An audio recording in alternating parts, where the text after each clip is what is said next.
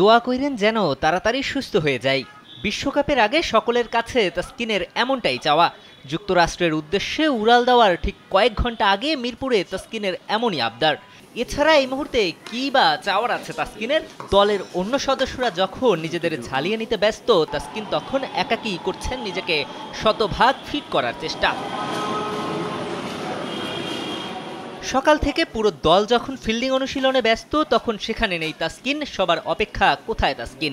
পরে অবশ্য এই প্রশ্নের উত্তর জানা গেল তাসকিনের কাছ থেকেই। ওয়ালটন ফ্রিজ কিনে অনেকের মতো আপনিও হয়ে যেতে পারেন মিলেনিয়াল।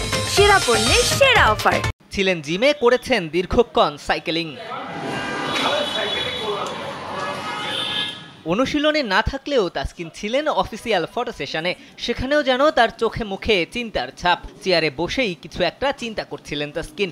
তবে সেই চিন্তায় বেশিক্ষণ মগ্ন থাকতে পারেননি তিনি। পাশে থাকা সাকিব ও শান্তর খোশ গল্পে পরক্ষণেই যোগ দেন ঢাকা এক্সপ্রেসও।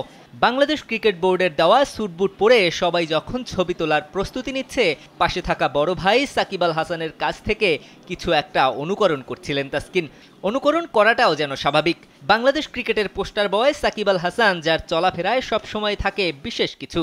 তাই তো ছবি তোলার আগে তাসকিনেরও নজর কিভাবে পোজ দিচ্ছেন সাকিব আল হাসান। সাকিবকে দেখে নিজের ব্লেজার এবং হ্যান্ড পজিশন ঠিক করলেন এই গতি তারকা। ছবি তোলা শেষ, এবার পালা ড্রেসিং রুমে ফিরে যাওয়া। তবে সেই যাত্রায় বাগরা নাজমুল হাসান পাপন। তাসকিন শান্তর সঙ্গে বেশ কিছুক্ষণ আলাপ চালাতেও দেখা যায় বোর্ড সভাপতিকে। নিশ্চয়ই সেখানে তাসকিনের ইনজুরি আপডেট নিচ্ছিলেন বাংলাদেশ ক্রিকেট বোর্ডের এই অভিভাবক।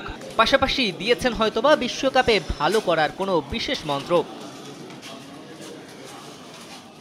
দিবাকর চৌধুরী, কালবেলা।